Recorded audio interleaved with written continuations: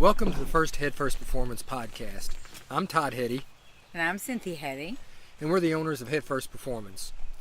We'd like to kind of take this opportunity of this first podcast to introduce ourselves and Headfirst Performance.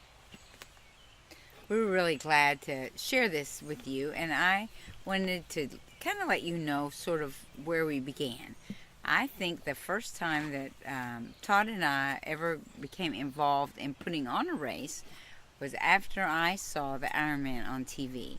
It was in 98, I think, and I was working as an emergency room nurse at Baptist East, and I see the Hawaiian Ironman on TV, and there's the nun that has finished 1,000 times, about 70 years old, the Ironman, and I remember thinking, oh my God, if she can do that, surely I can. So I called Todd, said, I found what we need to do. And anyway, at that time, there was a little triathlon in Shelbyville, Kentucky, where we live. And so I decided to sign up for it. And there wasn't much help there, so the park asked Todd to help with the race. And I'm sure he volunteered to help because I wanted to do the race. So that was like the very first race we were involved in. Now, at that point, when she called me and told me that we needed to start doing triathlons, I had done my first triathlon. I think I was about 12 years old. It was back in 1981, and did it for several years. Competed in, for anybody that's old enough and been around long enough to remember the old Bud Light triathlon series, had competed in some of those. But I'd gotten out of it, had gotten out of everything totally for a while. But when I got back into it, I went more to the aspect of ultra running. So I was doing a lot of 100-milers and that type thing at the point. And so when she called and said, hey, we need to do this triathlon, it was kind of a shock to me. So we sign up, or I sign on basically to put on this triathlon, having no idea of what I was doing.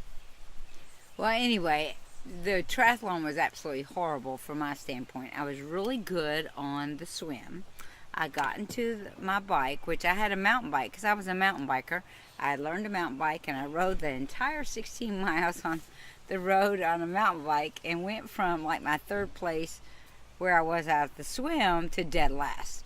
And so then I ran and I got a little better, but then when I got off the run, Todd said to me, you went so slow, I'm surprised you didn't fall off that bike.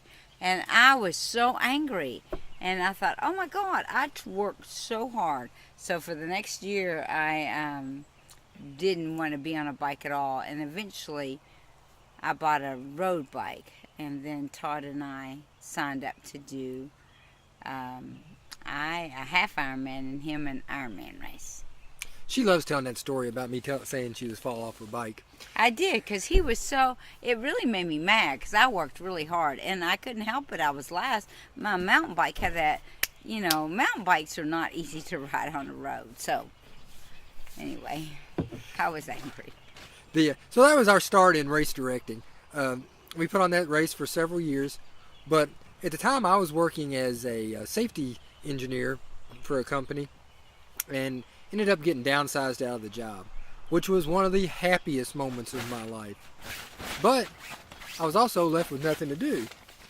And about that time, a good friend of ours, Barbara Day, who at the time ran a health and fitness magazine here locally, came up with a great idea of putting on a duathlon. So we sat down and we spoke about it and decided to make it a whole series of duathlons. And thus the whole race directing career got started.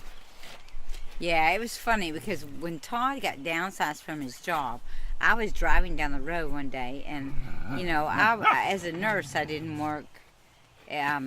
My schedule was always night shift or 12 to 12 or whatever, and I'm driving down the road, and Todd is in front of me, and it's the beginning of the day, and he was an engineer, and I thought, what is Todd doing here?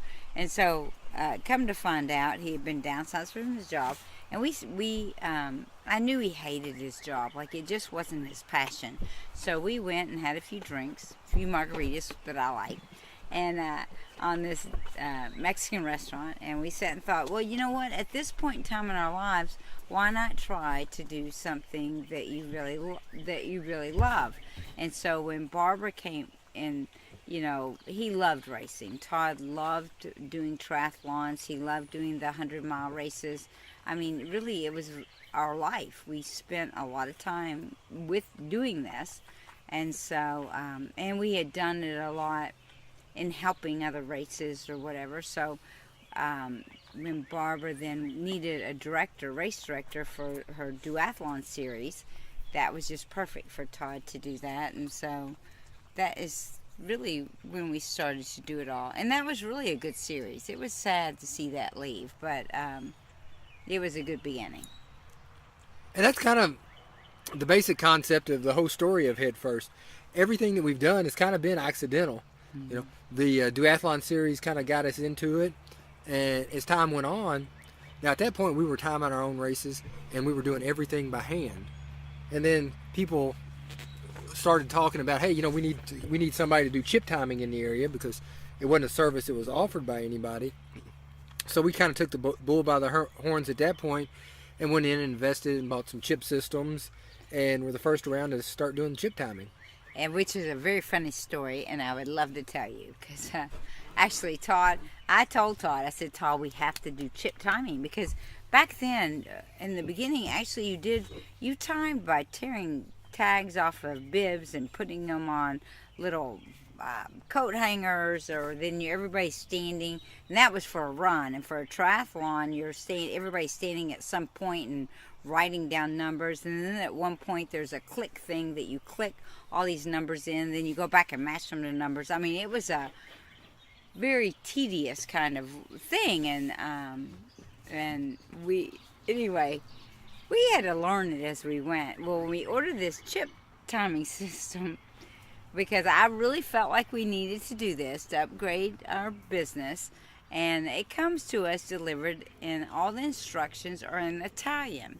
So, needless to say, being from Kentucky, Todd and I neither one speak Italian, nor can read Italian, but luckily, Todd was smart enough to kind of figure it out. So our first go with the timing system was at a race in Versailles, and it was really funny because I don't know that we were still really doing our little hand backup thing and pretending like the chip system worked.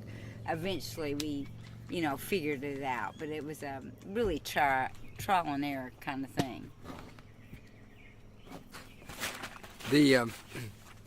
And so that was kind of the like I said, the story of Headfirst. Most things we've done have been because the athletes have requested it, or as she just pointed out, because she told me to. Which I do. I am really the boss, which you may not know that, but I am. So the only person that has to know that is Todd. So anyway, it's funny. But we've really enjoyed putting on the races. And, as the years have gone on, I guess our roles in the races in the way that races are done have really changed. Todd is more the director and takes care of everything. We have boys that work for us. At some point in time, we'd love to have them speak and you get to know them. It's Chase and Bobby have been with us for now 12 years, since they were 14, and now they're graduated graduate school. I mean, they've gone on in life. So it's really cool the way that things have changed, but they've still been around. And I think that I don't know. We've been very blessed and very happy to have such a great life and to be around the athletes that we have, because it's really inspired us to be the people that we are. Well, we've learned a lot as we go along about the racing and about athletes.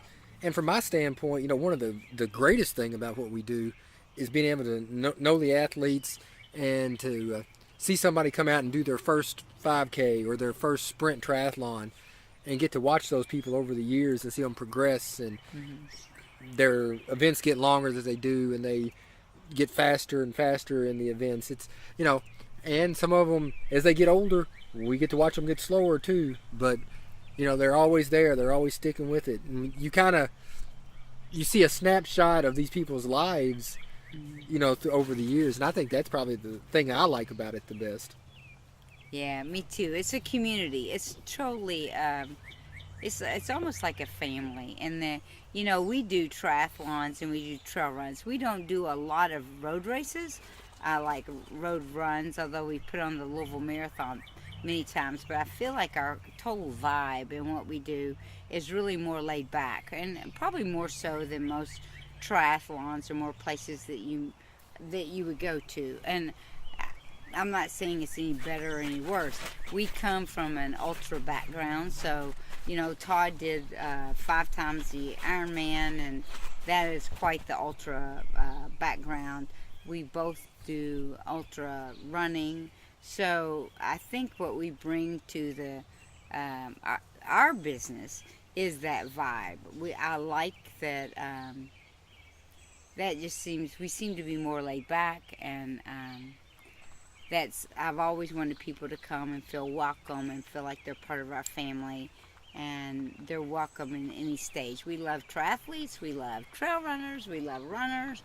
It doesn't matter. And if you're a beginner or if you've been doing it 1,000 years, we want you to be part of us and part of our family, and we welcome you. And so that's kind of. Now, Cynthia loves all the athletes. Me, that's why I try to plan the nastiest, hilliest courses I can, because sometimes I'm not real fond of them. And I think of ways to torture them. He does, but actually, he does pick some bad courses. But at the end of every one of our races, everybody's always really happy because, oh my God, I finished that. And if I can do that, I can do anything. That is the goal. If you're going to do Ironman Louisville and you come to Taylorsville and you finish Taylorsville, then no doubt you're going to finish Ironman. Every one of our races are sort of the same way. So we help you get to your goal, whatever it may be.